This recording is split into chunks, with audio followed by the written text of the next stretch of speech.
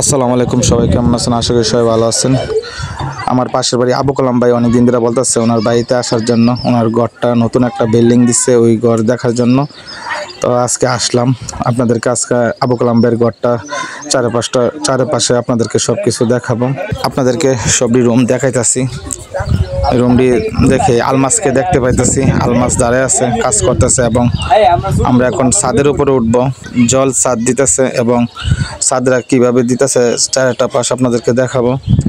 এই যে ফিনিশিং দিতেছে, জল ছাদ দিতেছে এবং এটা হওয়ার পর কিন্তু মোটামুটি এই বিল্ডিং এর কাজ শেষ হয়ে যাবে এবং উপরের সিনারিটা অনেক সুন্দর। এবং যারা এখানে কাজ করতেছে ওদের সাথে আমরা এখন কথা বলবো।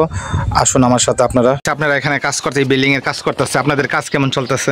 আমার পাশের বাড়ি, আপনাদের কেমন লাগতেছে এই কাজ করে? আমাদের বড় ভাই আছে, ওনাকে জিজ্ঞাসা করেন, উনি সব বলতে পারবে। ভালো আছি, কাজ মোটামুটি ভালো হচ্ছে।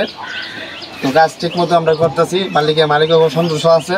কাজটা ঠিক মতো আমরা করি, মালিক তুমি অবজেকশন না দেয়, তার জন্য আমরা ঠিক কাজ করি। ধন্যবাদ আপনাকে। আমিন ভাই, আপনার কাছে আমরা জানতে চাই যে এই বিল্ডিং এর কাজ তো আপনাদের বাড়ি তো রাজশাহী না? আপনারা তো অনেক বছর ধরে এখানে কাজ করতেছেন এবং আমাদের এই ব্রাহ্মণবাড়ি আপনাদের কাজ করে কেমন লাগতেছে? জি, ব্রাহ্মণবাড়িয়াতে আমরা তো ঢাকাতে কাজ করি, তো ঢাকার পরিবেশটা অন্যরকম। তো গ্রাম এলাকা কাজ করছি, অনেক ভালো লাগছে, আনন্দ পাচ্ছি। সবারই সাথে একসাথে মামাদের সাথে আড্ডা দিচ্ছি, খাচ্ছি, ঘুরছি ফিরছি, তো অনেক ভালো লাগছে। কিন্তু শহরে তো আড্ডাটা দেওয়া যায় না, মজা লাগে আসলে।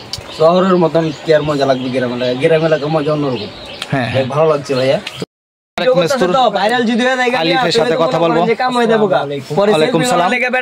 আপনারা তো অনেক বছর ধরে কাজ করতেছেন। আমরাও এখানে অনেক দিন ধরে কাজ করতে, গ্রামের ভিতরে অনেক দিন ধরে আছি। ভালোই লাগছে আপনাদের এলাকাতে কাজ করতে। আর কি বলবো, নাকি এখন রেস্টে আছেন নাকি?